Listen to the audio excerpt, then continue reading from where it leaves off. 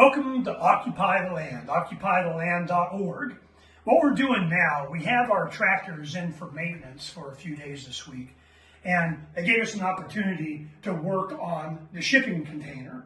The shipping container is going to be our workshop. Now the 30-foot dome workshop that we had, a temporary one, was great. I like working in the round. I may have like a semicircle at the side between the shipping container and our storage trailer, because I like having things in the round. It's very ergonomic. But because of the winds out here, the winds would just beat the temporary tarp that we had on the top and it would leak. So we're like, we're going to have a secure storage area that's dry and out of the wind and the rain. So that's why we got the shipping container.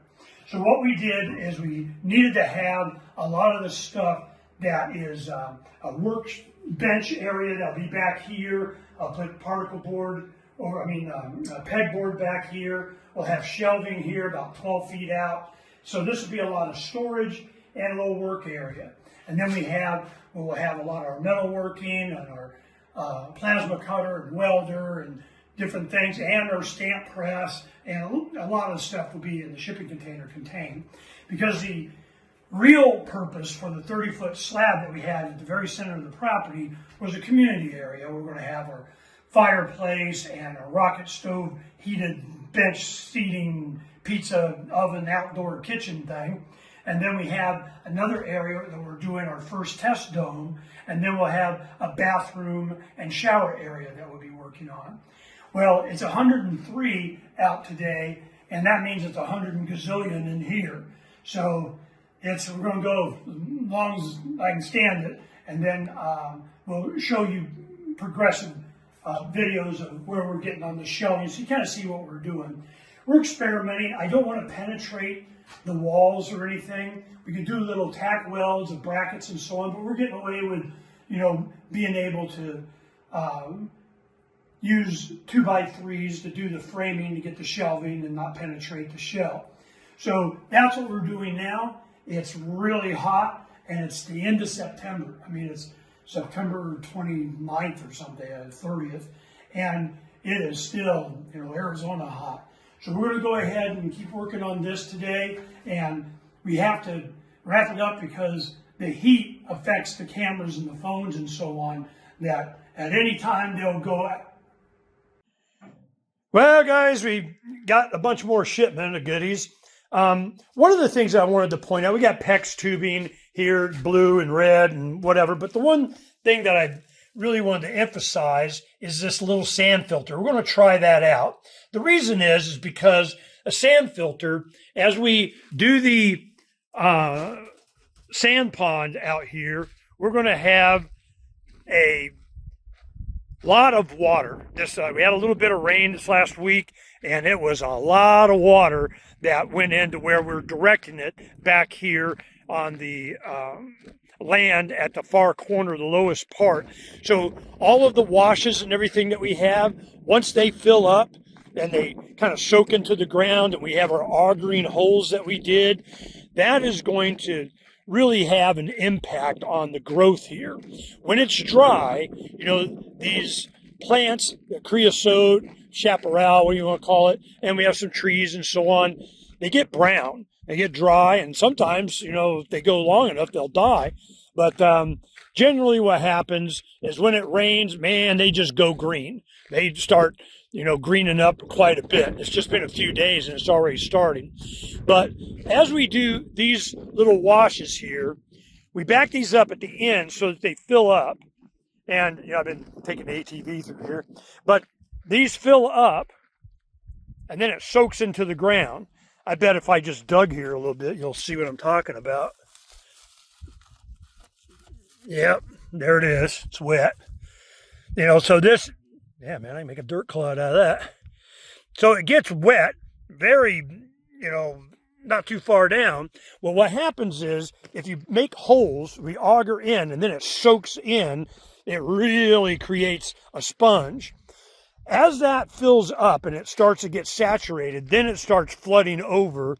And I've been building up, you can see here, that as I dig this down, I'm also making a berm.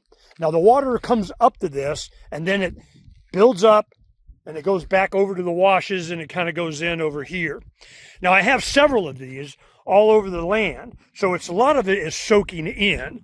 Now, what I've been doing is digging down in the far corner here where the overflow, once it gets up to height, it'll just continue on in its regular drain. Yep, here, see, it's kind of wet. Where this low part is over here is where the water tank will go. And that's one of the boxes that we got, is we have a well pump, one of those long, like 3-inch diameter, probably 24 inches long, that goes down into the well casing and then pumps it up. Well, we're just going to put one of those into the big tank that we have down here. Now, this is where we're going to have a big water tank, probably about a 3,000 as I get down. Now, what you're seeing here, this is cows. They're over here drinking or doing, or whatever they're doing. But this is the low part, and this, where they've been here, is where we're probably going to put the water tank. Now, it'll just be just above the sand that will be on top. Eventually, this is just going to be all filled with sand, so that you don't have the sunlight causing algae and evaporation and all that stuff. So because you have it filled with sand, 1/3 of that volume is water. When you do that, it displaces only 2/3. So as deep as I am here, that is above my head a foot or two up there. So I'm already down 7-8 feet. I was going to go down probably at least 10 feet. Then we put the tank there and we start digging this out. So you can see that we're, this is where I'm bringing the trailer down and taking it and scooping up the soil and so on. Now, one of the things that was interesting is you can see how much of this is sand and gravel. And that's why we have the trauma. We can separate this soil into clay, sand, wash sand, fine sand for mortar and so on, and then of course gravel. And these are the biggest rocks that we got. We just don't have that many big rocks. This is like, oh my God, a whopping rock. I have rocks. But, we can go get them, but they're not on our land. So you can see where that flow over there, when it gets that height, that's where the water, and we'll have probably a cement area over there, channel and so on, as it goes to that white pole over there. That's where the corner of the land is, and it continues on with the regular drainage that it had for a wash over there. So that's why we did this. Is the corner of the property. Everything from the far corner to here is about a drop of about 10 feet, and it'll come down here. We'll have it seep into that tank, which will be drilled with holes and have, filter around it. It just goes into it. Then we'll pump it out, and then we'll have filters for it. Now, the sand filter, we're just testing that. That's a small one. We've had sand filters for our pools and so on before. But the reason we have that is because there's a lot of open areas here that I can just clear, a 50 by 50, 100 by 100 area and put plastic. And that plastic, and you kind of berm it up, put, kind of have it go over a berm, and then put rocks and kind of hold it down, maybe some blocks out in the middle of it so it doesn't blow away. And it gets one of these rains like this, that is hundreds and hundreds, if not thousands of gallons. And all we have to do is have it just flow down into a low area, put a little sump pump in there, and just pump it into IBC totes or other tanks or bladders, whatever. We'd have plenty of water, and that would be for a lot of things. Now, if we do the sand filter, take it from that low area, we can take the sediment out. Now, if it was just on the plastic, it probably wouldn't have, much of anything on it. But if we're taking it from the washes, then we're going to have to filter it and to use that for really anything. We don't even really have to filter unless we wanted to use it for the pool water or for drinking or bathing or something. But I wanted to play with that sand filter. It was a small one. It wasn't expensive, and I just wanted to see what we can do with it. Now, we've been developing the drainage and so on, and hopefully we have some pictures and video I'll include in this that show you what it looks like after it rains. But it was only... It kind of off and on a little bit, but, it gets intense for 15, 20 minutes and boom, it's a flowing.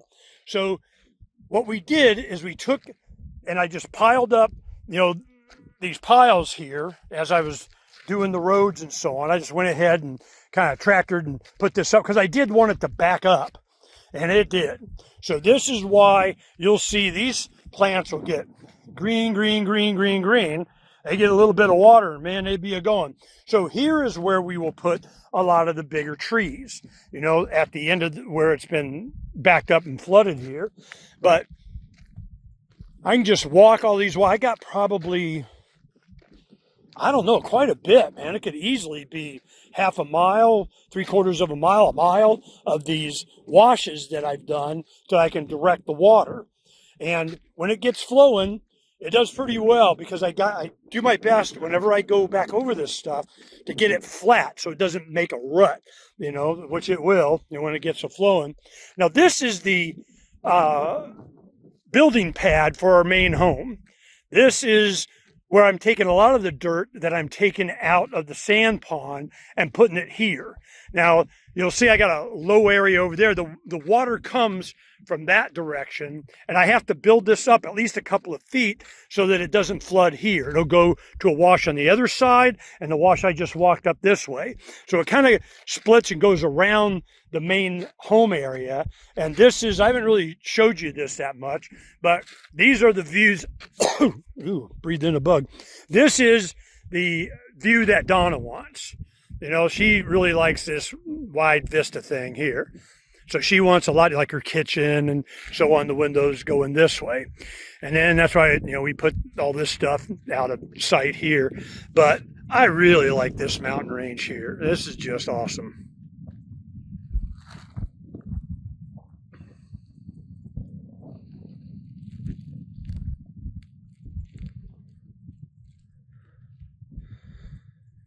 It's just beautiful out here. So we wanted to make sure that you kind of got an idea. We've been really busy and it's been really hot.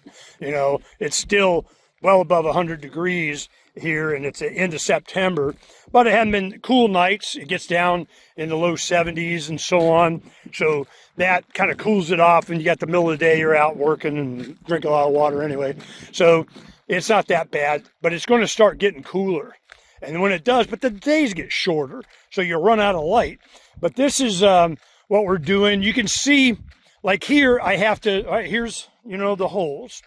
When we drill these with the auger, and I flatten that out, when it rained, it backed up all these holes out here in the field. It just sucked it up. And I'm going, yeah, that's what I'm talking about. So then we put build this up because this is what's going to block all this water that goes back there. Now I wanted to show you, well, all right, let me turn it off and I'll start again. I want to show you guys something. I don't know if you can make it out, but the water temperature is 78 now.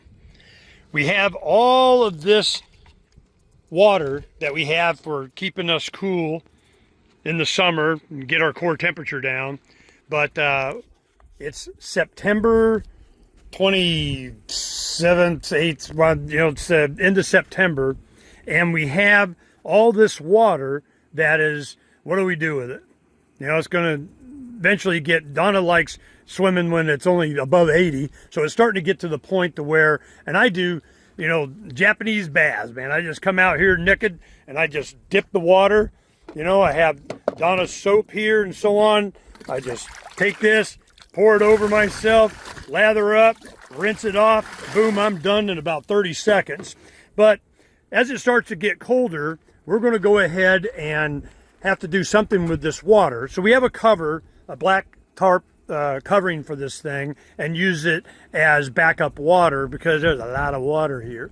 But I got the sand filter so that we could start to process a lot of the water that rains down on the land so that we can use it for filling the pool and backup water and agriculture and all that kind of stuff. We haven't really got into agriculture yet because we're busy, a building.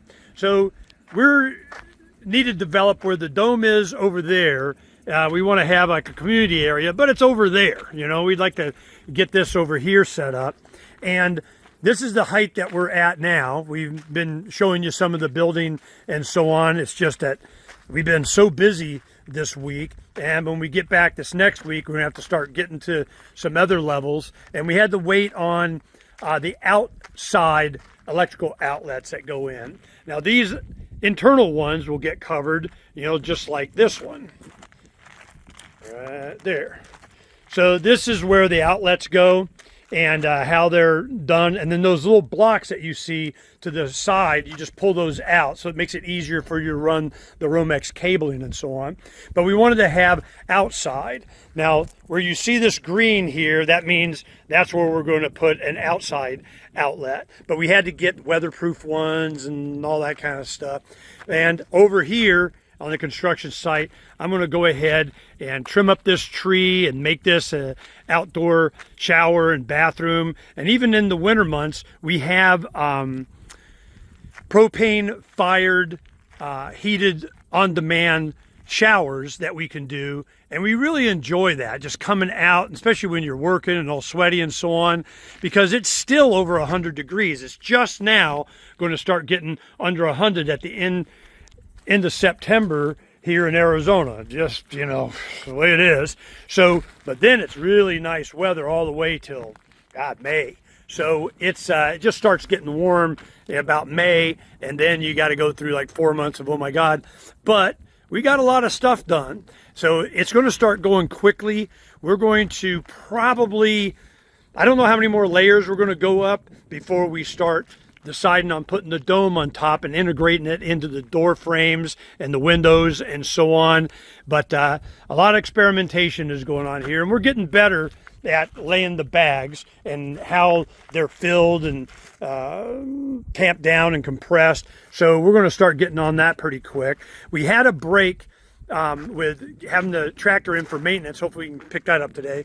And we're going to be getting back to the build, but I've been taking the time to do a lot of work on the land, and it's 18 acres, and it's just, the big thing is the shipping container out there. I wanted to get the workshop, and we showed you a little bit about that, but I just enjoy it out here. It's just so nice to be able to just come out, do some work, get things done.